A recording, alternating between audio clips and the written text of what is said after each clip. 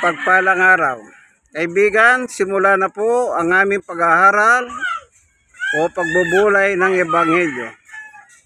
Minsan pa, ito pong inyong kaibigan kay Jesus, Brother Manny Bautista. Nasa programa po tayong ang tunay na pagbubunyag ng katotohanan o salita ng Diyos ayon sa Biblia.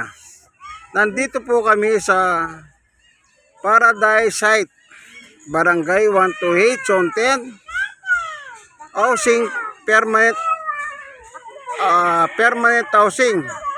Dati pong Smoky Mountain at Balot, Tondo, Manila, District 1 ng Tondo, Manila. Kami po ay mag-aaral ng salita ng Diyos. Siya po ang pagkain ng aming kaluluwa. Yan, magsisimula na po kami. Tayo, Gos, basahin niyo po doon sa, tignan natin yung tinuro ng Panginoong Yesus. Doon po sa 1:14, 1:16, 23. Yan. Ang ating pong pag-aaralan ay tungkol po sa panalangin, prayer.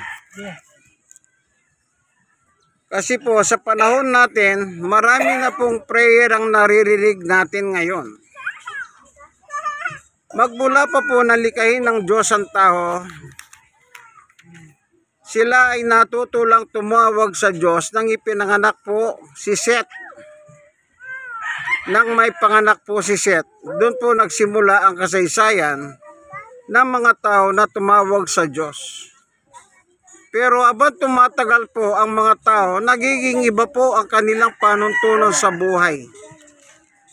Noong araw, pati sa mga anito, sila po ay tumatawag. O sa kanilang mga mahal sa buhay na matagal ng patay, sila ay nananawagan din kumisan. Kaya ngayon, ang tatalakayin natin yung turo ng Panginoong Yesukristo. O tayo, Gos, pag-ibasa mo 1:16-23. Yan, tignan natin yung tinuro ni Jesus tungkol sa panalangin. Kaya naman po ang paksa natin tungkol sa panalangin kasi po marami pong nangyayari ngayon selebrasyon na kumisan po yung panalangin na iiba na. Ayan, tayo, Gos, pag-ibasa mo lang. 1 Kapitulo 16, 23. Opo, yan lang. Sa araw na yon, hindi na nyo kailangan humingi sa akin. Pagkatandaan nyo, anuman hingin nyo sa Ama, sa akin ang pangalan ay bibigay niya sa inyo. Ayan, maliwanag. Ano po? Anong turo ni Jesus? Lahat ng hingin natin sa Ama, sa pangalan niya dadahan, ibibigay sa inyo. Sino po yung salitang sa inyo? Yung nananalangin na ginagamit ang pangalan ng Panginoong Yesukristo. Parang ganito, bibigyan ko kayo ng halimbawa. Halimbawa, may lagnat ka. Ano ang gagamitin mong dasal? Diyos ko, pagalingin mo po sana itong aking lagnat. Ito po ang aking kahilingan sa ngalan ni Jesus. Amen. Yun po ang proper. Hindi ka na gumagamit ng ibang pangalan pa ng mga santo or santa. Halimbawa, palagay na, itong mga tinatawag nating santa o santo na buhay sa kanilang panahon na talagang maka-Diyos sila. Pero kung sila naman po ay mga patay na ngayon, wala na po silang kaugnayan sa ating mga nabubuhay ngayon. Patay na, sabi nga ni Sister. Tignan naman natin ang turo ni Apostol Pablo. Kung ano naman ang sinasabi niya. Unang Timoteo. Tandaan po ninyo, si Apostol Pablo ay apostol ng Panginoong Yesus. Unang Timoteo, chapter 2, 1, 2, 3, 4. Yan. Medyo, ano po, 4 na talata, ika nga. Ito naman si Apostol Pablo. Tingnan natin ang kanya namang turo tungkol sa panalangin, ano? So, tingnan natin naman ang kanyang pagtuturo. Kanino ba tayo lalapit kapag mananalangin tayo? Yan.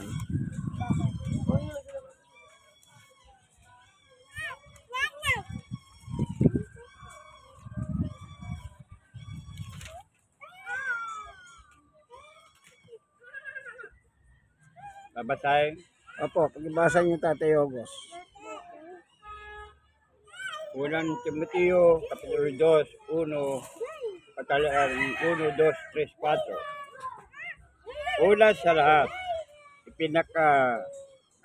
ipinapakiusap kong inyong sa Diyos ang iyong mga kahilingan, panalangin, pagsamo at pagpasalamat para sa lahat ng tao. Dalangin rin niyo ang mga hari at makapangyarihan upang tayo makamambuhay ng matahimik, mapayapa, makadiyos at marangal. Ito ang mabuti at nakalugod sa Diyos ating tagapagligtas. Yan, hanggang dyan na lang po tayo, Ogos. Hanggang 3 lang. Kung inyo po napansin nung sinabi ni Pablo, kanino tayo mananalangin sa Diyos?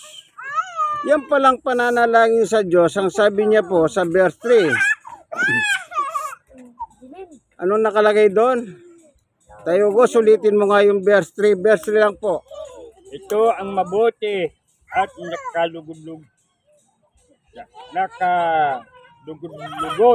sa Diyos sa ating tagapagligtas. Ayan, ano? Kapag pala tayo po ay nananalangin sa Diyos, sabi ni Pablo, ito'y nakalulugod sa Diyos. Ibig sabihin po, nalulugod sa iyo ang Diyos kung ikaw ay nananalangin sa Diyos. Ano po? Ibig sabihin, ikaw ay buhay. Ikaw ay nananalangin sa Diyos. Kasi po, ang Diyos po naman ay kasi Diyos na buhay. O, basahin natin. Kung Diyos ay buhay ka. Ang Ogos, Mateo. Dito po sa 16, meron po nakalagay dito. Ayong Mateo 16. Simulan nyo po sa unang Timoteo pa. Mateo. Ay, Mateo. Mateo pala. Ala na, matanda na po. Hindi na po may pagkakailangan katandaan. Pumapaltos ng utak, pamisan-misan. Talata. 16, Mateo 16. 16. Oh, 13, 14, 15, 16, 17. Oh, yan. Yun lang po. Hanggang 18. Tuloy nyo hanggang 18. Tayo, Ogos. Yan. Ano po? Pasensya na po, no? Ganyan po talaga, no? Dito malalaman natin kung tayong mga tao po, sabi ni Pablo, tayong mga buhay ay dumadalangin tayo sa Diyos. Oh, ano ba ang Diyos? Sabay patay o buhay? Buhay.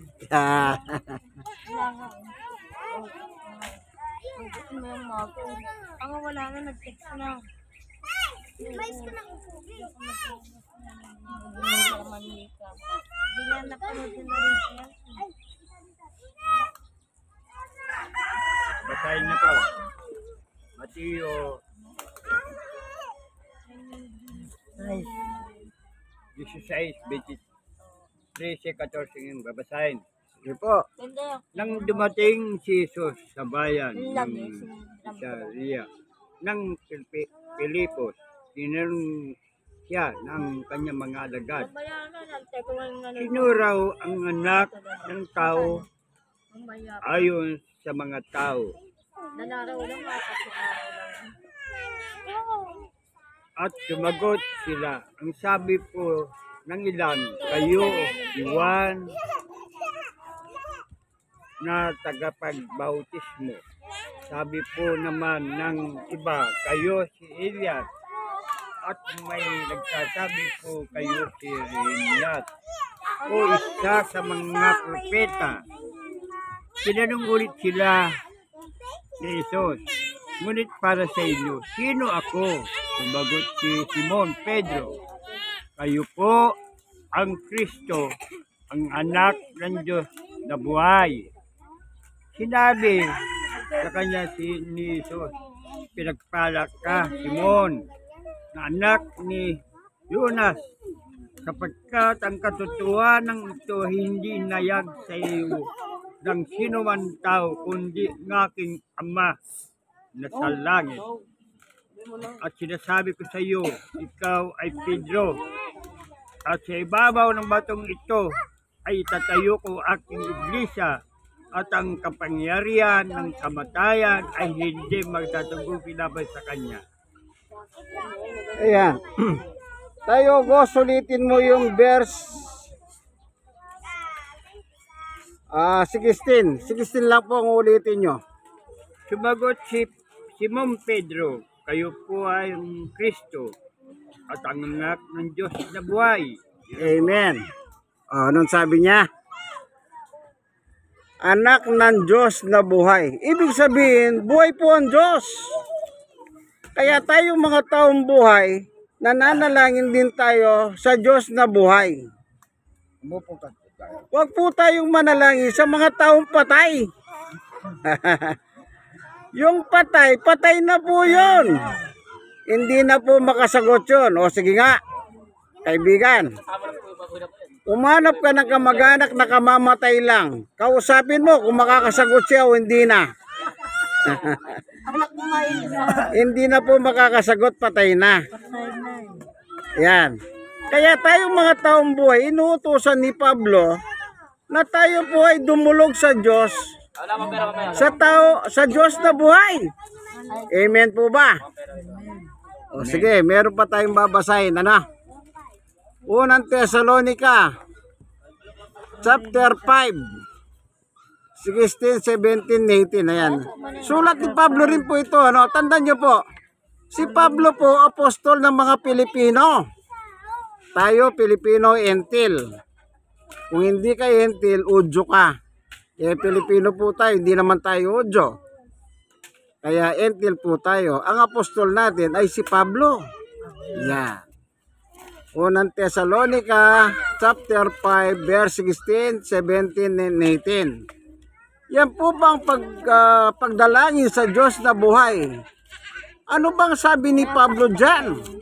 Yan. Kasi kanina sabi niya, nakalulugod sa Diyos kapag tayo ay nananalangin sa Diyos na buhay. Ngayon, ang sabi naman ni Pablo dito, ano naman ang ating makikita? O sige tayo, boss. Unang Tesalonica chapter 5 16 17, 18, yun lang po. Yan. Ano po?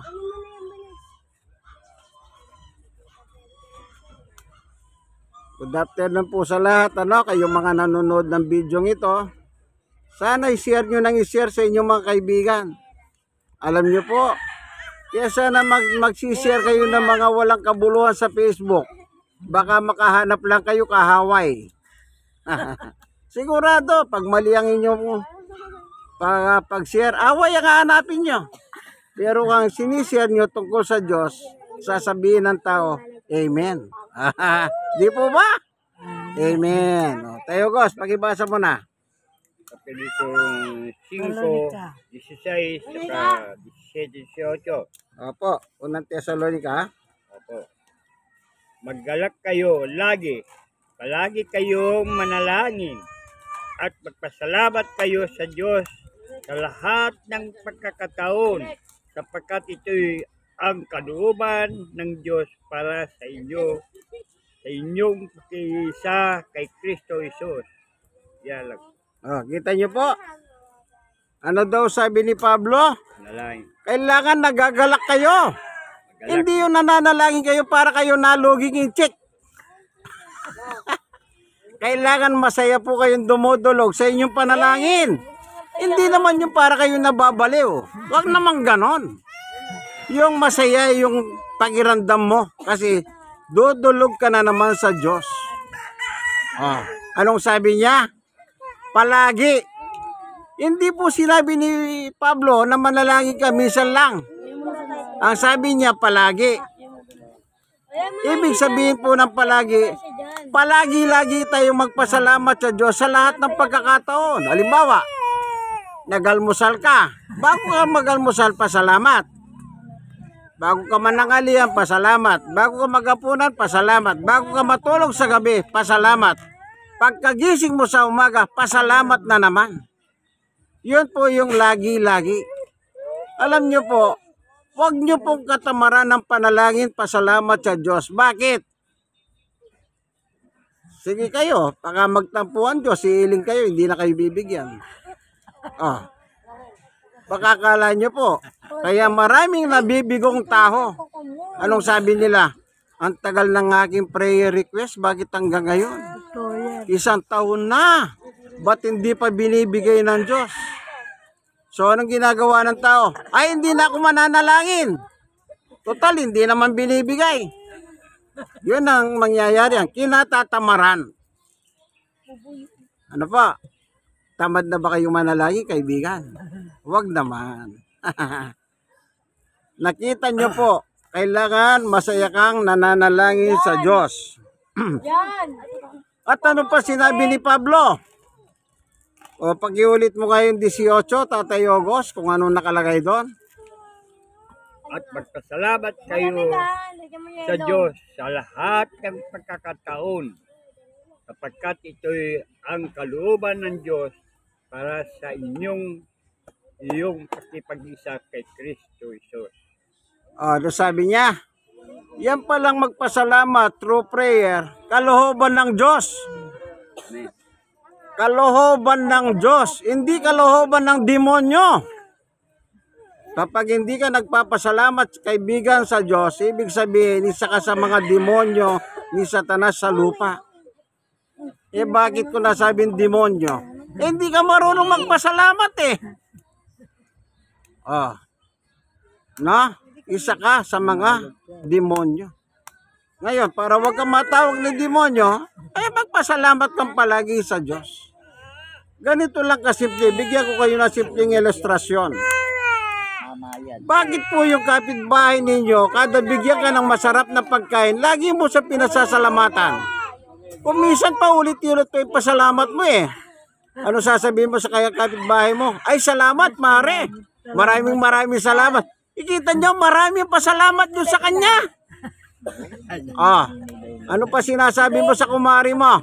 Ay, ang sarap naman nito. Ang totoo niyan, binobola mo na lang yung kumari mo para paulit-ulit ka niyang bibigyan ng masarap na pagkain. Eh, bakit ang Diyos po hindi mo masabi yung maraming pasalamat? Alam mo, yung buhay mo, kanino galing yan? Sa Diyos. Opo. Yang iniinga mong ngangin na walang bayad, kanino galing yan? Sa Diyos. Sa Diyos din. Yung magandang panahon, kanino galing yan? Sa Diyos. Lahat yan, pasalamatan mo sa Diyos sa umaga pagkamulat ng mata mo. Hindi yung tsaka ka lang magpasalamat pag may paginabang. Mukha kang paginabang. Masamang ugali yan. Lagi niyong tatandaan, meron at wala, pasalamatan po ninyo ang Panginoon Diyos sapagkat yan ay kalooban niya para sa inyo. Sino yung inyo? Kayo nagpapasalamat sa Diyos. Ibig sabihin, nakakatupad kayo sa batas ng Diyos. Ano po? Tandaan nyo, si Pablo, apostol ni Jesus yan. Kaya kung ano sinabi ni Pablo, sinabi ni Jesus yan. Tayo, Goso ng Timoteo. Tingnan naman natin ang patutuho ni Apostol Pablo sa unang Timoteo 2:7. Isa lang po yan. Oh. Si Pablo ba sinungaling na tao yan? O hindi? Diyan makikita natin ang sinasabi ni Pablo. Tinatayanan niya ang kanyang kredibilidad. Yan, sa talatang babasahin ni Tatay Ogos. Kung mapapasin niyo po sa amin dalawa ni Tatay Ogos, ako nakasalamin. Si Tatay Ogos, 80, walang salamin. Oh. Eh di mas magaling siya. Isipin niyo, wala siya salamin, nakakabasa. E ako, pag hindi ako magsalamin, wala na. Labo mata. Ano pa? Yeah. Parang si Moises siya. Si Moises namatay po, hindi lumabo ang mata. Ayon sa Biblia. O si Moises, 30 días binorol bago nilibing. Tagal ah. Tagal ano po? Tagal. Yun po nakatala. Ewan ko anong dahilan. Basta inabot ng 30 días. Opo. Unang Timoteo 2:7. Yan sasabihin ni Pablo dyan, hindi siya sinungaling. Eh kung sasabihin nyo sinungaling si Pablo, kayo po nagsisinungaling, hindi si Pablo. Basahin na po. O sige, Nay. Tay. Dahil dito, ako'y pinili upang maging mangangaral, apostol at tagapagturo sa mga injil. Totoo ang sinasabi ko at hindi ako nagsisinungaling. O, kita nyo po. Totoo ang sinasabi ko, sabi ni Apostol Pablo. Kaya kung ano yung sinabi ni Apostol Pablo, paniwalaan nyo po. Huwag nyo nang yung iba po, binabago pa nila eh. Kaya misa sa isang pagkakataon po sa palengke, sabi ko, total patay naman na si Pablo. Eh di kayo na lang ang pumalit sa kanya, kako. Isipin nyo po yung sulat ni Pablo, ayaw nilang tanggapin. Pag meron silang nakitang talata na gusto nila sa sulat ni Pablo, ang sabi nila, ay, kami yan, sabi nila. Pag hindi nila gusto yung sinabi ni Pablo, ang sabi nila, ay, mali yan. Hindi po ba loko-loko yung ganyang klaseng tao? Yung isang Biblia lang ang binabasa. Pag pabor sa kanya, mabuti si Pablo. Pag hindi pabor yung sinulat ni Pablo, masama si Pablo. Kaya sabi ko, total patay na si Pablo, palitan nyo na lang. Kayo na si Pablo, magpagawa kayo sarili nyong Biblia. Nilayasan ko sila. Di sila makakibo eh. Yung po pala, ministro ni Manalo, yun natagpuan ko. Eh nung malaman ko ministro po ni Felix Manalo na namatay na, sabi ko, yan ba yung ministro? Walang alam. Naririnig niya, sinabi ko, wala siyang alam. Nakatingin sa akin, nakatingin ako sa kanya, wala siyang masalita eh. O sige nga, magsalita ka kako. Wala na. O, bigla siyang bumahit. Nung una po, gusto niya pa ako suntukin eh. Kanya lang, sabi ko, wag mong gagawin yan. Pero nung hindi siya lumusot sa akin, sa Biblia, ayun, naging mabait. Tinitignan na lang ako. Alam niyo po, hindi po tayo bawal lang mayabang. Ayaw ng Diyos ang mayabang. Bakit? Oh, sulat na naman ni Pablo ha. Unang Korinto 11:1, tayo Gos. Pagibasa mo. Kaya ako sinabing wag po kayong mayabang kasi ito malalaman po ninyo dito. 1 Korinto. Unang Korinto 11:1 lang. Iyon lang, isa lang po.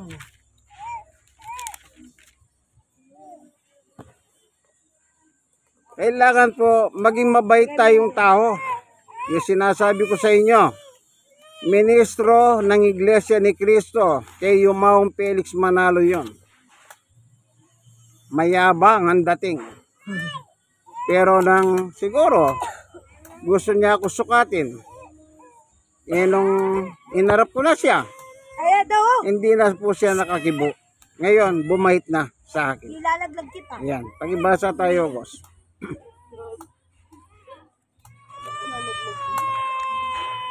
1 Corinto 11. Basahin ko. Hmm. Pinupuri ko kayo. Hindi. Dahil, ano? Unang Korinto 11, 1. Unang Korinto 11, 1. Asa? Ito po. Unang Corinto yan. Ito. Yan. Yeah. Yan. Ay, Diyos pala. Tularan niyo ako gaya ng pagtulad ko kay Kristo. Oh, ano sabi ni Apostol Pablo? Tularan niyo ako. Tulad ng pagtulad ko kay Kristo.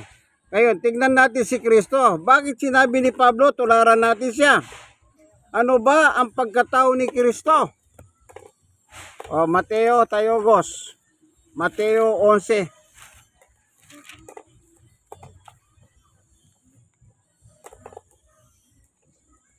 Kapitulo Magbuhat po sa 25. 25. Mateo 11, 25, 26, 27, 28, 29, 30. Ayun, mababa ng konti. Tignan natin si Jesus, anong klaseng ugali meron siya. Bakit inutusan tayo ni Pablo na apostol ng mga Pilipino, entil, na tularan natin si Jesus, gaya niya.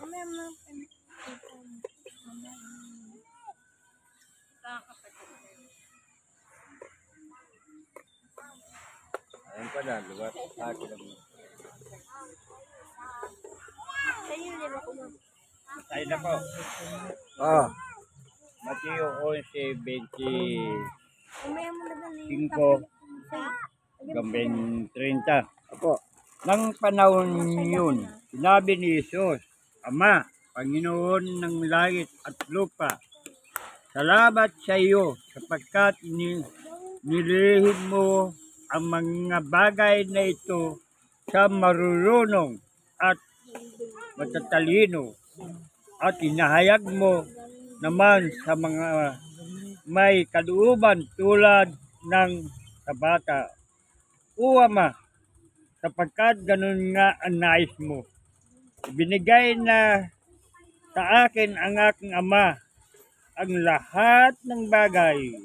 Walang nakakakilala sa anak kundi ang Ama at ang mga pinili ng anak na pagpahayag niya. Lumapit kayo sa akin, kayo lahat na nahirapan at lubhang nabibigatan ng iyong mga pasanin at kayo bibigyan ko ng kapahingahan.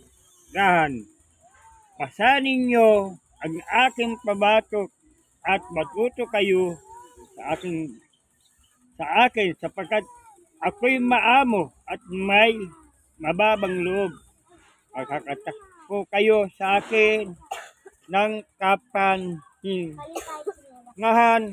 sapagkat madaling dalhin ang aking pabatok at magaang ang pasanin ibibigay ko sa inyo.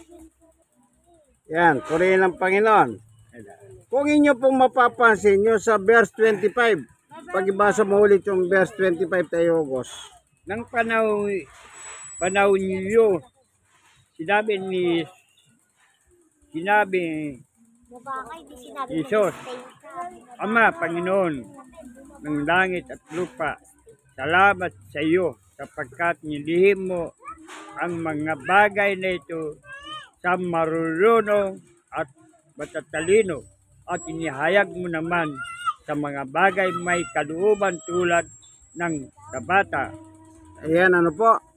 Nakita nyo po si Jesus, anak ng Diyos, nagpasalamat sa kanyang Ama. Kung si Jesus po nagpapasalamat sa kanyang Ama, sino tayo para hindi magpasalamat sa Diyos? Kaya sabi ni Pablo, tularan nyo ko gaya ng pagtulad ko kay Jesus. Kaya tularan natin si Jesus. Ano si Jesus? mapagpasalamat sa Ama. Kaya ang sabi ni Pablo, kayo'y mapagpasalamat sa Diyos. Manalangin kayo sa Diyos sapagkat itong kalooban ng Diyos para sa inyo. Oh, kung si Jesus po, yun ang tutularan natin kung meron tayong tutularan. Yun ang sabi ni Apostol Pablo. Mahirap po bang unawain yan? Hindi naman siguro, ano? At meron pa sinabi si Pablo tungkol kay Jesus. Anong sabi niya? Tayo, Gos, pakibasa mo nga yung 29. Sa 29 lang po yung pakibasa nyo.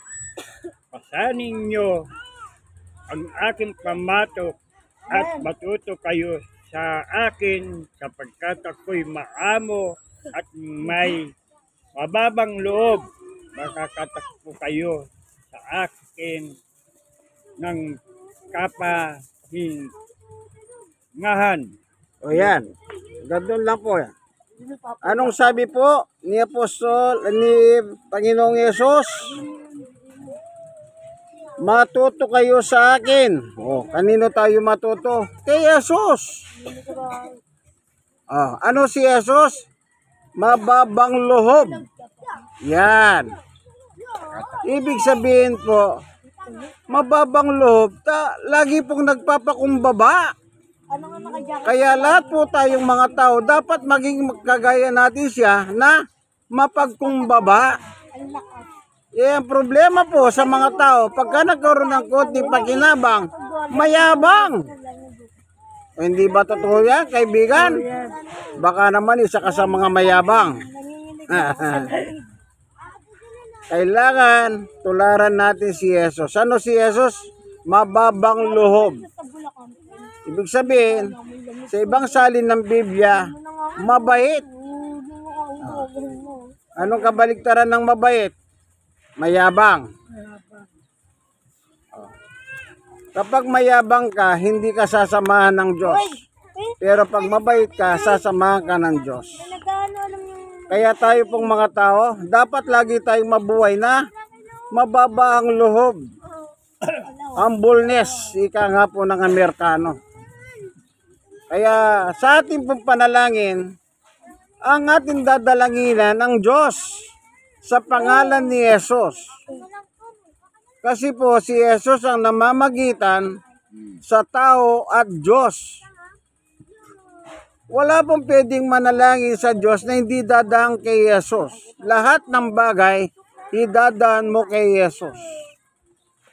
Yung unang binasa ni Tatay Yogo sa Mateo ay sa 1:16-23. Tingnan nyo po kung ano yung sinabi ni Jesus doon. Ulitin mo, Tayo Yogos. 1:16-23. Para lang makita natin yung katotohanan dito na nung araw po meron akong nakausap. Sabi niya, mananalangin siya, diretso na sa Diyos. Sabi ko, hindi ka na ba dadaan kay Jesus? Ay, hindi na, diretso na ako. Di niloko niya yung sarili niya. Hindi po pwedeng ganon. Meron tamang aral dyan. Hindi po pwede yung gusto mo. Mali po yun. Kailangan yung kalooban ng Diyos ang nasusunod sa buhay natin. Wala naman po tayong magagawa. Hindi pa tayo Diyos, Diyos na ang Diyos. Ay, hindi pa tayo tao. Ang Diyos ay Diyos na. Ngayon, nabubuhay tayo. Ang Diyos ay Diyos pa rin. Pag wala na tayo, patay na tayo, ang Diyos ay Diyos pa rin. O ano po bang ilalaban mo dyan? Di sumunod ka na lang sa Diyos. Subukin mo. Dito sa lupa, huwag ka sumunod sa tatay mo. Pag hindi nagalit ang tatay mo sa iyo. Pag hindi ka sumunod sa nanay mo, magagalit din ang nanay mo. So anong dapat mong gawin? Di sumunod ka na lang sa iyong magulang. Ganon din po, sumunod tayo sa Diyos. Tayo Gos, pakibasa mo 1 Kapitulo 16, talatang 23. Sa araw na yon, hindi ninyo kailangan humingi sa akin.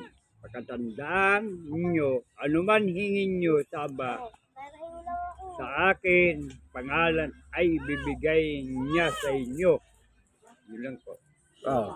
Sino yung inyo? Siyempre, yung nananalangin na sumusunod. Oh, maliwanag po ba yon? Sabi ni Jesus, gamitin niyo ang pangalan ko kung meron kayong iilingin sa aking Ama. Mahirap bang unawain yung kaibigan? Huwag na po kayong dadaan kung kani-kanino pang mga santo. Patay na yon. Huwag nyo na silang gambalain sa libingan. Unang-una, hindi naman kayo kilala ng mga santo eh. O halimbawa, kilala ba kayo ni Pablo? Hindi. O. Eh si Pablo, Ojo yun, taga-Israel. Eh, ikaw, Pilipino ka, taga rito ka sa Pilipinas. Trial yan eh. O. Eh, nung buhay si Pablo, pati wala ka pa. Hindi ka pa naimbento ng nanay at tatay mo. O, makikilala mo ba yun? Makikilala ka ba niya? Kaya nga tinuturuan po tayo ng proper. Unang nararapat sa panalangin. Ano po? Kung ano po yung sinabi ng Panginoong Yesus, huwag nyo na lamang pong baguhin. Huwag nyo nang dadagdagan. Alam nyo, pagka ginanya ng ginawa nyo, halimbawa, tinuro na lahat ni Yesus ang panalangin. Na hindi nyo sinunod, papatayin kayo ni Yesus. Kala nyo po ba nagbibiro si Yesus? Diyos po yan, kaya hindi nagbibiro. Oh. Talata na naman, Tatay Ogos. Lucas 19:27. Tignan po ninyo sinabi ni Jesus. Lucas 19:27. Kapag hindi ka sumunod kay Jesus, kaibigan, ito para sa ito. Itong huling babasahin ni Tatay Ogos. Pag naligo ako, 19:27 ng Lucas. tubig mainit. Naligo ka? Pag naligo ako na tubig mainit, bigyan mo yung tubig. Sobrang lamig ng tubig na kumain kasi bukas pa yung pintaan. Pumapasok yung lamig. Ano lang ng tubig sa bukod. Doon sa Lucy, sa motor. Hindi sa akin to. Ay, manying to. Ay, kay Ray Ray. Jolly na yun. Jolly na. Dumi na yan, oh. Ano na ito na rin ko? Tinalo yung 300 ko sa laro. Ay, nanalo ako 10,400. Tapos, tapos pinatalo din sa ako. 19:27. O, ng Lucas. Tungkol naman sa mga kaway ko ayaw kong mag-ahari sa kanila. Dalhin nyo sila rito. Marami. Yung ba? Apo, Marami. ulitin mo tayo, Ogos. Lucas 19, talatang Papakutong araw. 27. Tungkol naman sa mga kaaway kong ayaw na ako mag-ahari sa kanila. Dalhin nyo sila rito at papatayin sa harap ko. O, yan po, ano? Pag ayaw mo kay Jesus, anong sabi ni Jesus sa kanyang alagad? Dalhin nyo sila rito. Sino yung dadalhin sa harap niya? Yung mga hayaws. Ayaw sumunod. Patayin ninyo sa harap ko. Oh, hindi ba sabi ko sa inyo? Pag ginayawan nyo si Jesus, lagot kayo. Papatayin kayo niya. Oh, ngayon, gagamit bang barel, itak, armalite, angke? Hindi. Ito pong gagamitin ni Jesus. Panguling talata. Yan, kaibigan. Siguro nangingiti ka na rin, ano, kagaya ko kasi panguli na. 1:15. Ano yung sinabi niyang papatayin ko? Yan. Kasi 15:5. yun lang nga. 6. 1:15, 6 po. Yun lang. Apo. Ayan.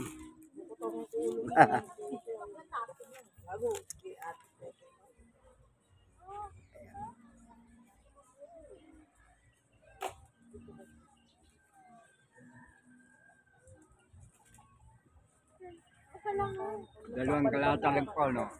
Apo, yun lang po. kabasay no ang Kapitulo 15, Kalatan 5:6. Ah, Ako ang puno ng ubas at kayo ang mga sanga. Ang manatili sa akin at ako sa kanya. At siya'y nagbubunga ng sagana sapagkat wala kayo magagawa kung kayo miwalay sa akin. 11,000 na lang pala pa yung e-bike. Ang hindi natili sa akin gaya ng sanga ay tatapon Ano yun, nasa at natutuyo. 10. Ang ganun mga sanga ay tinitipon, inaagis, sapoy at sinusunog. Hindi na siya pwede kasi sa ayun po, yung sinabi ni Jesus sa Lucas 19:27, dali nyo sila rito patayin. Sa impyerno po, susunugin kayo sa impyerno. Yun po ang parusa. Hindi po nagbibiro si Jesus. Kaya nga sabi ni Pablo, tularan nyo ko gaya ng pagtulad ko kay Jesus. Alam ko kasi ni Pablo. Si Pablo, dating pariseo po, papuntang impyerno yan. Pero nung nainkwentro niya si Jesus sa Damasco, doon po siya na-convert. At pagbuhat noon, pinangaral na niya ang ating Panginoong Yesukristo. Ano po? Sana ganun din po tayo. Kung hindi nyo pa po sinusuko ang buhay ninyo kay Jesus, panahon na para isuko nyo. Ipamuhay nyo po si Jesus. Kasi pagdating ng araw, si Jesus din po ang susukat sa atin, wala nang iba. Darating na si Jesus, hindi na magluluhat. Jesus is coming soon. Our Lord and Savior, the Peacemaker. Salamat po Panginoon Diyos sa katotohanan na binahagi mo po sa amin sa oras pong ito na kami po ay nakinabang sa iyong salita. Salamat sa pagtuturo. Hindi ka nagsasawang ituwid kami sa aming mga mali. Salamat po Panginoon Diyos. I-bless mo po ngayon ang bawat isa nakinig dito sa Garden Bible Study. Dito po sa Paradise Heights. Sa pangunguna po ni Tatay Hogos at ang kanyang sambahayan at ang kanyang kapitbahay po. Ano? Maraming salamat po Ama. I-bless mo po ngayon ang bawat isa sa ngalan ni Jesus. Amen and amen. God is good. All the time. Yan. Ibig sabihin nakikinig sila. Bakit? Sumasagot sila. Ito po ang inyong kaibigan kay Jesus, Brother Manny Bautista. Minsan pa, nasa programa po kayong ang tunay na pagbubunyag ng katotohanan o salita ng Diyos ayon sa Biblia. Kaibigan, like and share. Share nyo po sa iba. I-share nyo sa marami. Para marami rin po ang makinabang. Okay? God bless us all.